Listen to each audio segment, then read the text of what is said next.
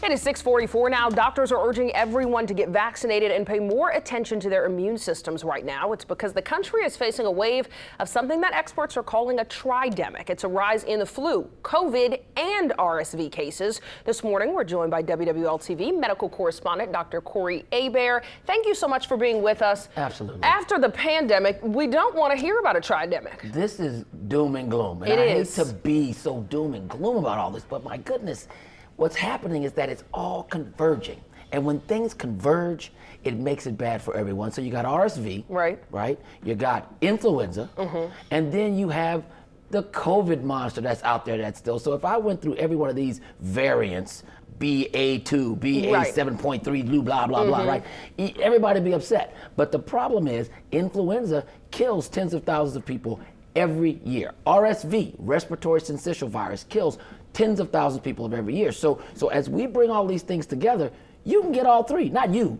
Sure, but any of us can get all three, and that's a real problem. Okay, so let's start and focus on RSV. This mainly impacts infants, right? If an adult gets it, I hear it's not that severe. Correct. Now, infants, if you are premature and a premature baby, right, you can really get sick. And that's what happens usually every year. But people are wearing masks so much for the past couple of years, this kind of thing went by the wayside. But now that it's back, meaning that people are not wearing masks, then all the little babies are going to get it and they're going to have a hard time. However, the younger children are also going to get it and they are going to have a hard time as well. And that's the problem because schools are going to have a lot of people that are out. Hospitals are going to be full right now. Children's Hospital is full of this stuff. And this is across the country. And then, you know, flu is bad and people, once again, get your flu shot. Everybody says, oh, I don't want to get the flu. Right. Flu shot, just don't give me the flu. Yes. That does not happen.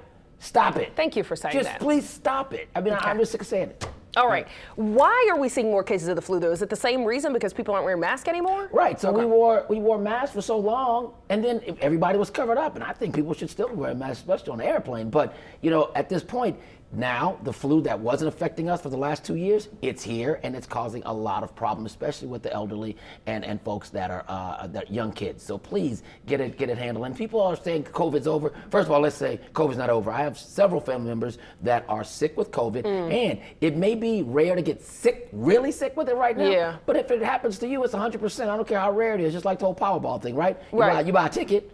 Because what? You think you might win? You think you're going to be the winner, and then it will make a difference to you, right? Okay, here's the other thing, though. All of these seem to have similar symptoms. How do you know if your nose is running right now, which we've had a couple of people sick around the office. We've been like, oh, wait, it's allergies.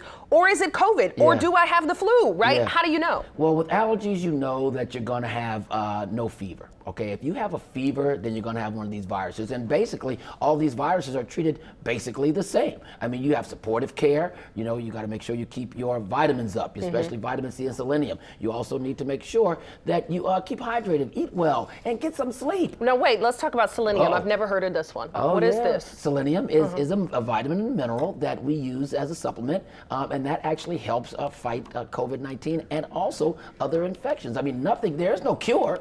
But the things that you have to keep your immune system up, and that's what's going to fight viruses, nothing else.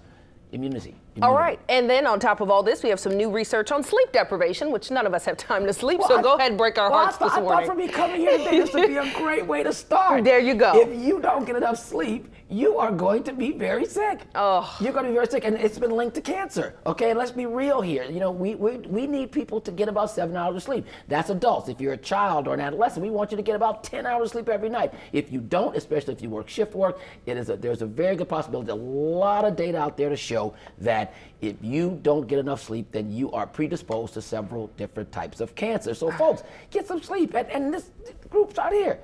You're talking to the wrong crowd. In the newsroom. Please get some sleep. Hold on. Now, the research goes back and forth about napping. Is it okay if you can't sleep 7 hours at night to take a nap during the day? Well, let's say this. You can get a study to say anything, and that's what I'm here. That's what true. I'm here to make sure we delineate these things. But the preponderance of the evidence shows that if you get a nap, it can lead you to more depression, more anxiety. I know. I'm saying doom and gloom. But the point is that we are dealing with something right now where we need to make sure that people get enough sleep, because that's the body's way of fixing those mutations in the body that cause cancer. You need that sleep to repair all those DNA mutations, and those mutations are what cause cancer. So please, Let's get it fixed. I know you're right. It's just hard to hear. Dr. Hebert, thank you so much for being with us. Peyton, did you hear that about our naps? Boy, what? We're in trouble. So you mean my 4-hour naps are not a good idea?